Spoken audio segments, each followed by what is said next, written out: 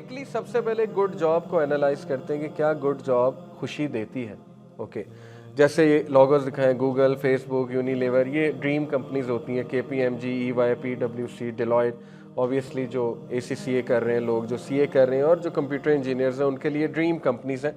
Gilbert and others का एक research आपको दिखाता हूँ। उन्होंने एक सवाल पूछा कि how do college students feel when turn down from a paid job they really wanted badly. अब परसेप्शन वर्सेस रियलिटी में आपको दिखाने लगा। ठीक है, उनसे पूछा ग्रेजुएट जो हुए थे कि आपकी ड्रीम जॉब क्या है। किसी ने कहा माइक्रोसॉफ्ट, किसी ने कहा चलें मैं एप्पल में जाना चाहता हूँ, किसी ने किसी कंपनी का नाम लिया। उन्होंने कहा अच्छा अगर मिल गई तो कितना खुश होंगे।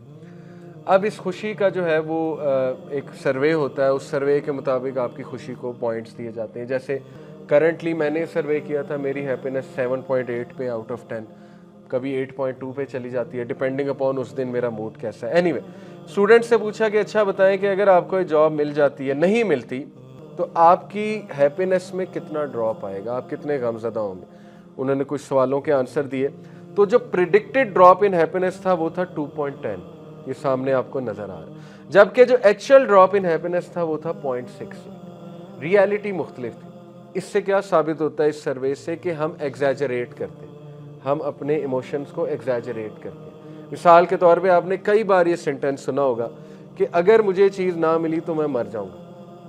कई यंगस्टर्स आते हैं कहते हैं अगर मेरी यहाँ शादी नहीं तो मैं मर जाऊंगा। तो वही लोग 3 साल बाद शादी करके बैठे होते हैं, उनके बच्चे भी हो चुके हैं और बिल्कुल सही ज़िंदगी गुजार रहे होते हैं। कि मैंने कई लोग देखे ऐसे आते हैं।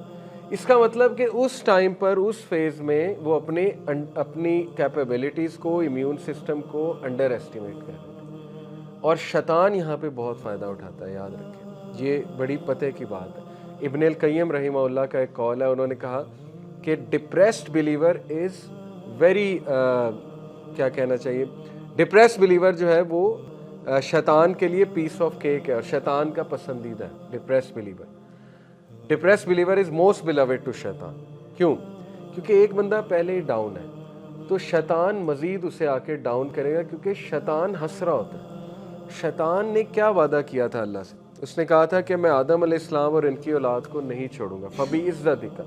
उसने अल्लाह की इज़्ज़त की कसम खा के कही थी कि मैं इनमें से किसी को नहीं छोड़ूंगा। तो उसको तो मौका चाहिए कि इब्ने आदम डाउन है, किसी बात पे डिप्रेस्ड है, दुनिया की किसी टेंशन को लेके, तो वो मज़ीद ओवर थिंकिंग दिला के उसे डिप्रेस करेगा ताकि उसकी नंबर 1 इबादत हर्ट हो, नंबर 2 अल्लाह से ताल्लुक़ हर्ट हो, और नंबर 3 के वो बंदा उस डिप्रेशन के ऐसे गुनाह भी कर बैठे। तो ये 3 मकसद वो अचीव करता है और बड़े ही तरीके से अचीव करता है।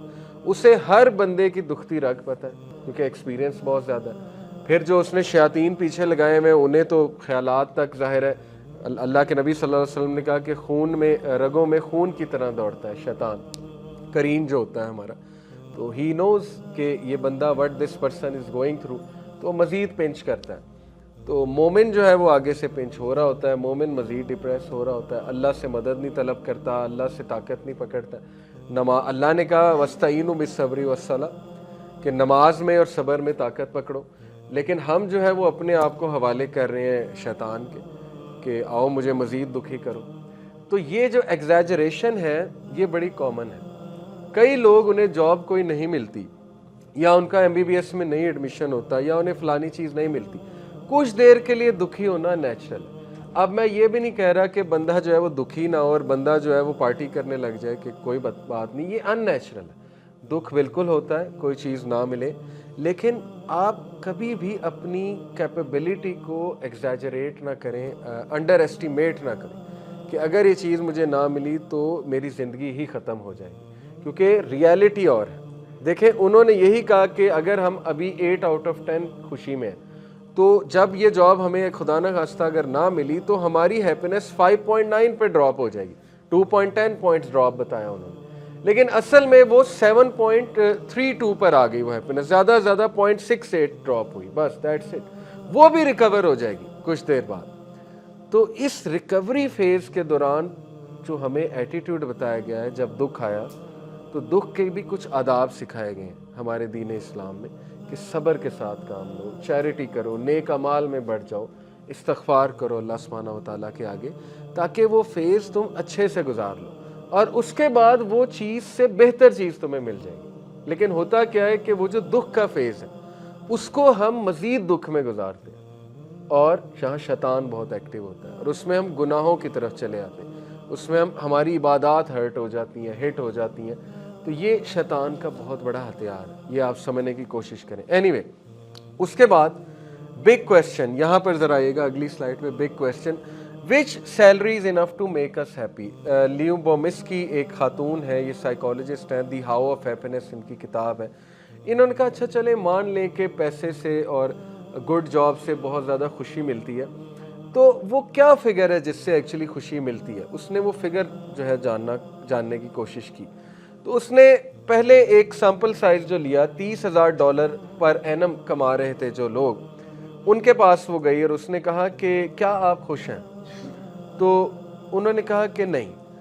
तो उसने कहा कि कितनी सैलरी होगी तो आप खुश हो जाएंगे। तो ये उन्होंने जो फिगर बताया, $50,000 अगर हमारी सैलरी हो जाए तो हम राजी हैं, तो हम खुश हैं। उसने कहा ठीक हो गया। उसके बाद वो $1,00,000 पर एनम कमाने वालों के पास गई। कितना कमा रहे थे? डबल, पिछलों की ड्रीम सैलरी से डबल कमा रहे थे। उसने कहा क्या आप खुश हैं? उन्होंने भी सेम जवाब दिया कि बस ठीक है, वी आर ओके। लेकिन खुश कैसे होंगे, कितना फिगर होगा सैलरी का तो आप खुश हो जाएंगे? तो उन्होंने क्या जवाब दिया? $2.5 लाख पर एनम। और मज़े की बात कि $2.5 लाख पर एनम वालों के पास गई तो उन्होंने इससे डबल जवाब दिया। तो वो हदीस साबित हो गई रसूलुल्लाह सल्लल्लाहु अलैहि वसल्लम की इस स्टैटिस्टिक से कि अगर आदम के बच्चे को सोने का एक पहाड़ मिलेगा तो वो चाहेगा दूसरा मिल जाए, दूसरा मिलेगा वो कहेगा तीसरा मिल जाए। For nothing can fill the belly of son of Adam except dust. आदम के बच्चे का पेट मिट्टी भरेगी, उसकी तो ख्वाहिशात बढ़ती जाएंगी। एक बंदा है, उसने एक गाड़ी ले लिया, वो कहेगा इससे नया मॉडल लूँ, नया मॉडल लेगा, कहेगा अब नई गाड़ी आ गई है वो वाली ट्राई करें, वो ले लेगा, आगे फिर हेलीकॉप्टर पे नजर जाएगी, फिर पता नहीं हवाई जहाज़ पे, पर्सनल हवाई जहाज़ भी मेरा होना चाहिए। तो ये चीज़ साबित करती है कि ह्यूमन बीइंग का माइंड कुछ इस तरह डिज़ाइन हुआ है कि उसके लिए कुछ भी इनफ नहीं है। इसलिए गुड जॉब को खुशी के साथ जो है वो रिलेट करना ये मुनासिब चीज़ नहीं है। असल में जिसको हम खुशी कह रहे हैं ना, जैसे मैंने आपको कहा कि पैसे आते हैं तो खुशी होती है, वो असल में प्लेजर है या एड्रेनलिन रश है या डोपामीन रश है।